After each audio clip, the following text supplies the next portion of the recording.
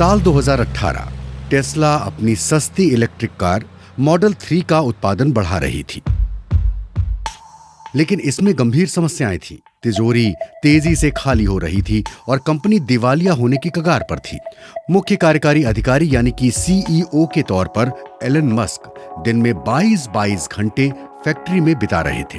वक्त पलटा। 2020 में लगातार 4 तिमाही में कंपनी को प्रॉफिट हुआ। कोरोना महामारी के दौर में जब कार कंपनियां सेमीकंडक्टर की कमी से जूझ रही थीं, टेस्ला रिकॉर्ड प्रॉफिट बना रही थी। शेयरों में उछाल था और जल्द ही कंपनी का बाजार मूल्य $1.25 ट्रिलियन तक हो गया। यानी 2 साल पहले खत्म होने की स्थिति में रही टेस्ला दुनिया की सबसे बड़ी कार कंपनी बन गई। पार्ट 1, एलन मस्क पर यकीन। I had a countdown to the day. It was more exciting than the birth of my first child. Jenny pots IT consultant हैं और ऑस्ट्रेलिया की विक्टोरिया में रहती हैं। वो खुद को एलन मस्क का फैन बताती हैं। I was talking to one of the guys at work years ago. And कुछ साल पहले मेरे दोस्तों ने मुझसे कहा था कि आपकी नजर टेस्ला पर होनी चाहिए।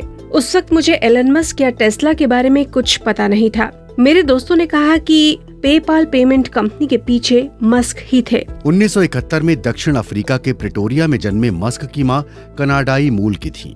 साइंस फिक्शन से प्यार करने वाले मस्क छोटी उम्र में पिता के साथ अमेरिका आ गए थे। 1995 में 25 साल की उम्र में मस्क ने Zip2 नाम की एक कंपनी बनाई। इसे उन्होंने 3 साल बाद बेच दिया। इसके बाद 1999 में X.com नाम की कंपनी बनाई, जिसका विलय पीटर थील की कंपनी कॉन्फिनिटी में हो गया। इसका नाम बदलकर पेपाल कर दिया गया, जिसे बाद में eBay ने खरीद लिया। I just started reading up about Tesla at that point, and the more I learned, the more I was hooked. मैंने टेस्ला और एलन मस्क के बारे में पढ़ना शुरू किया। मैं उनके बारे में जितना जान रही थी, मेरी दिलचस्पी उतनी ही बढ़ती जा रही थी। 2002 में मस्क ने अंतरिक्ष अनुसंधान और अंतरिक्ष पर्यटन के क्षेत्र में काम करने के लिए स्पेस एक्स बनाई।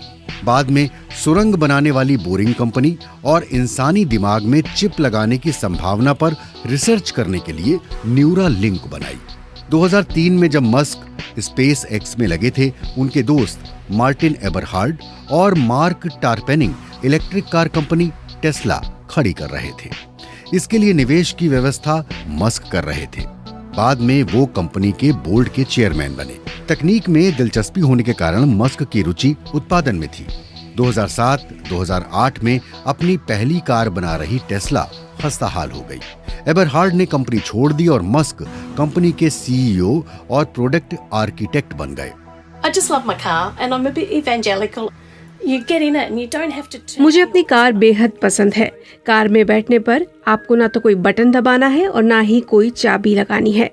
कार को पता चल जाता है कि आप आ गए हैं। ब्रेक दबाइए और गियर बदलिए, कार स्टार्ट हो जाएगी। बंद करने के लिए एक्सेलरेटर से अपना पैर उठाइए या फिर गियर स्टिक पर बना बटन दबाइए। ये बेहद आसान है। 2017 में टेस्ला ने सस्ती इलेक्ट्रिक कार मॉडल 3 बाजार में उतारी। जून 2021 में 10 लाख की बिक्री का आंकड़ा पार करने वाली ये दुनिया की पहली इलेक्ट्रिक कार बन गई। There's no servicing costs. It's got an electric motor, and the electric motor doesn't. Car में इलेक्ट्रिक मोटर है जो आमतौर पर इस्तेमाल होने वाले कंबस्शन इंजन से अलग है, तो इसकी सर्विस का खर्च भी लगभग शून्य है। हाँ, टायर बदलने पर खर्च करना पड़ता है। ऑस्ट्रेलिया में टेस्ला अपनी बैटरी तकनीक का भी अच्छा प्रदर्शन कर रही है। 2017 में कंपनी ने यहाँ विशाल लिथियम आयन बैटरी लगाई। इसे बनाने की कहानी भी काफी दिलचस्प है। Elon Musk went on Twitter and basically said, I can put a battery in for you. Elon Musk ने ट्विटर पर कहा कि वो 100 दिन में यहाँ बैटरी लगाएंगे और ऐसा ना हुआ तो वो इसे मुफ्त में देंगे। राज्य सरकार ने प्रोजेक्ट को मंजूरी दी। 30 सितंबर 2017 को काम शुरू हुआ और 60 दिनों में काम पूरा हो गया। 100 मेगावाट क्षमता की ये बैटरी उस वक्त दुनिया की सबसे बड़ी लिथियम आयन बैटरी थी। ये एक ग्रिड सिस्टम पर आधारित थी और इसमें वही तकनीक थी जो टेस्ला की कारों में होती है। इससे बेहद प्रभावित जेनी ने टेस्ला में निवेश करने का फैसला किया। पार्ट 2, उत्पादन और कंपनी का मूल्य। What I would say to Tesla shareholders is that I think that it's a good company that makes... Christopher Rossbach J Stern and company में मैनेजिंग पार्टनर और चीफ इन्वेस्टमेंट ऑफिसर हैं। वो निवेश के बारे में सलाह देते हैं। Elon Musk is a visionary leader who is very charismatic and... Elon Musk visionary हैं और करिश्माई व्यक्तित्व के मालिक हैं। उन्होंने टेस्ला को दुनिया की सबसे बड़ी इलेक्ट्रिक कार कंपनी बनाया। वो इंडस्ट्री के उन लोगों में हैं जिन्होंने पहला कदम उठाने का जोखिम लिया है, लेकिन इसका नाता शेयरों से नहीं होना चाहिए। बीते वक्त में टेस्ला के मूल्य में 10 गुना तक की बढ़ोतरी हुई है। इसके शेयरों की कीमत $50 से बढ़कर $1000 तक पहुंच चुकी है और बाजार मूल्य $1.25 ट्रिलियन तक हो गया है। Tesla shares are in a bubble. They are tremendously overvalued. Tesla के शेयरों में बबल है, मतलब इसकी कीमत जितनी होनी चाहिए उससे कहीं ज्यादा है। मुझे नहीं लगता कि कंपनी के बेसिक वैल्यूएशन या प्रॉफिट करने की काबिलियत की दलील से इसे सही ठहराया जा सकता है। तो फिर कंपनी के शेयरों में और इसके मूल्य में इतनी ज्यादा बढ़ोतरी क्यों? क्रिस्टोफर समझाते हैं कि कुछ लोग टेस्ला को गूगल और अमेजन की तरह तकनीकी कंपनी मानते हैं, जो सही नहीं है।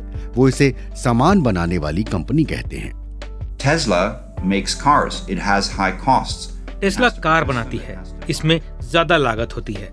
कंपनी को दूसरे उत्पादकों की तरह कार में लगने वाले पुर्जे खरीदने होते हैं, बैटरी बनानी होती है। ऐसे में गूगल, अमेजन और फेसबुक के मुकाबले उसका प्रॉफिट मार्जिन कम होता है। क्रिस्टोफर के मुताबिक दूसरी कार कंपनियों के साथ टेस्ला के शेयरों की तुलना की जाए तो इसकी कीमतें अवास्तविक हैं। 2021 में टेस्ला ने 9 लाख से ज्यादा कारें बनाई, जबकि टोयोटा ने 76 लाख से ज्यादा और फॉक्सवैगन ने 83 लाख से ज्यादा और होंडा ने 45 लाख से ज्यादा कारें बनाई। If you look at Tesla's sales that they have now, they have about 25. अगर टेस्ला की कारों की बिक्री और आय को देखें तो 2020 में ये 31 अरब डॉलर थी और 2021 में बढ़कर 53 अरब से अधिक हो गई। कंपनी अगर कार उत्पादन के मामले में टोयोटा या फॉक्सवैगन की बराबरी करे तो भी इसके शेयरों की कीमत को अवास्तविक कहना ही सही होगा। जानकार मानते हैं कि कार सेक्टर में टेस्ला सबसे सस्ती बैटरी बनाती है। इससे कार की कीमत में फर्क तो पड़ता है, लेकिन इस क्षेत्र में दूसरी कंपनियां टेस्ला को चुनौती देने को तैयार हैं। और फिर आज से 25 साल बाद स्थिति क्या हो, ये किसी को नहीं पता। If you then think of where the car industry is headed, I think we're headed not only... अगर आप कार इंडस्ट्री के भविष्य के बारे में सोच रहे हैं तो आपको मानना होगा कि सड़कों पर कारें कम होंगी और कारपूल अधिक होगा। ये भी संभव है कि सड़कों पर ड्राइवरलेस स्पॉट्स हों। हालांकि इसके लिए भी व्यवस्था कोई ना कोई कंपनी ही करेगी, लेकिन वो टेस्ला या फॉक्सवैगन की तरह कार कंपनी होगी या गूगल की तरह सॉफ्टवेयर कंपनी, इसका अंदाजा लगाना अभी मुश्किल है। टेस्ला के संसाधन और उसके काम को देखें तो ऐसा नहीं लगता कि वो ये काम करेगी।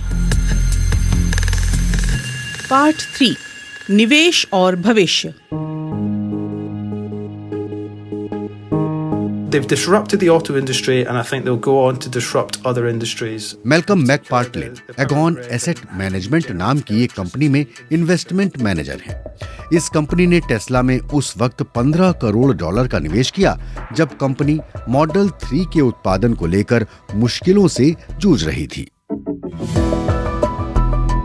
There was a lot of fears back then about their ability to fund themselves, their ability to scale. उस वक्त कंपनी के खुद के लिए फंड की व्यवस्था करने और उसके भविष्य को लेकर चिंता जताई जा रही थी। जब हमें इस बात के संकेत दिखे कि कंपनी अपनी मुश्किलों से पार पा लेगी तो हमने इसमें निवेश किया। लेकिन फिर टेस्ला ने खुद को एक नई चुनौती दी।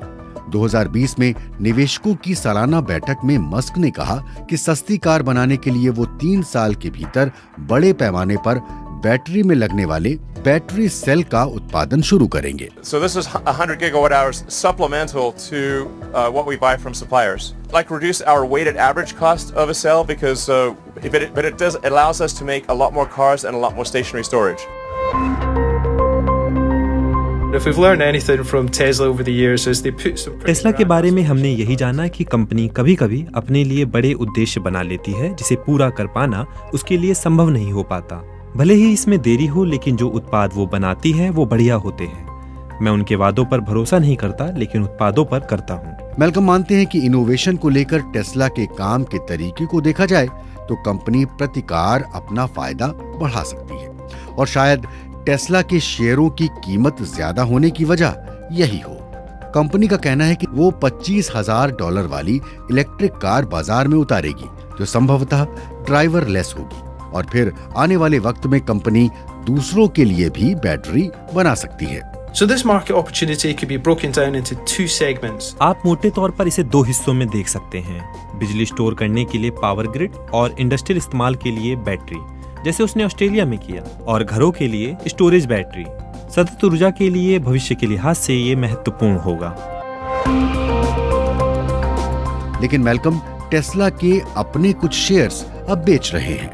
When you're running a portfolio and shares go up a lot, they become a much larger. एक पोर्टफोलियो में किसी एक कंपनी के शेयर की कीमत ज्यादा बढ़ने पर वो पूरे पोर्टफोलियो का बड़ा हिस्सा बन जाता है।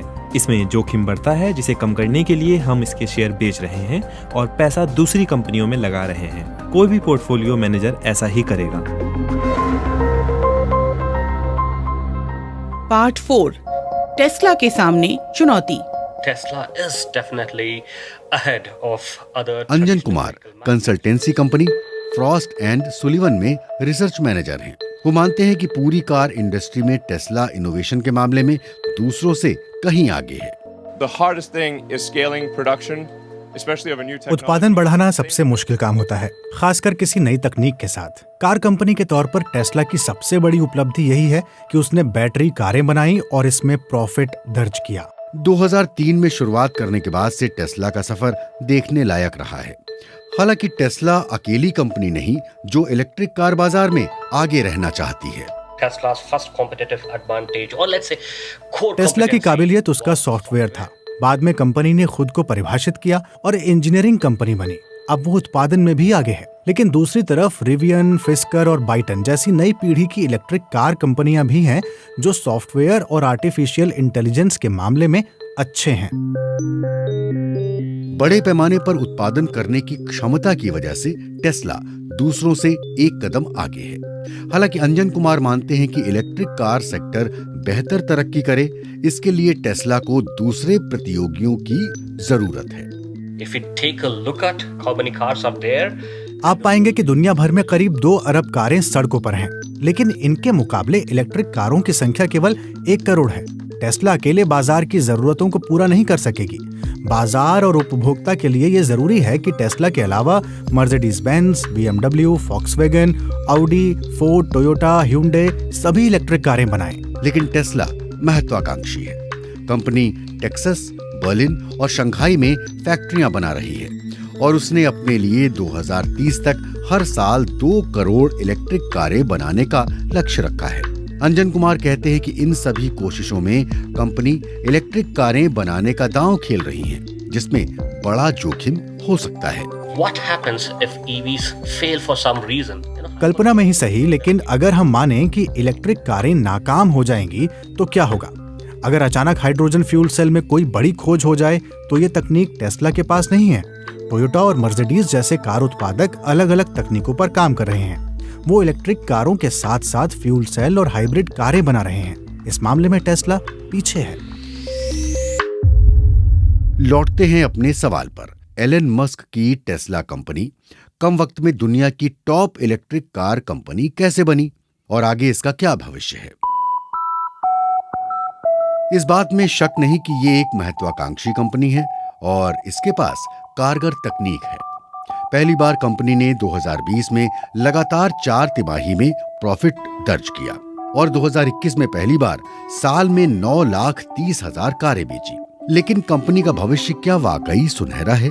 इसे लेकर चर्चा अभी खत्म नहीं हुई है। इनोवेशन के मामले में कंपनी को अपने प्रतियोगियों से आगे रहना है, सस्ती कारें बनानी है, अपना उत्पादन बढ़ाना है और नए बाजार तलाशने हैं। ये थोड़ा मुश्किल तो लगता है पर असंभव नहीं। और ये भी सच है कि आने वाले वक्त में टेस्ला बड़ी खिलाड़ी रहे न रहे, इलेक्ट्रिक कार के मैदान में नए खिलाड़ी उसके प्रतिद्वंदी बनते रहेंगे और उसे कड़ी चुनौती भी देते रहेंगे।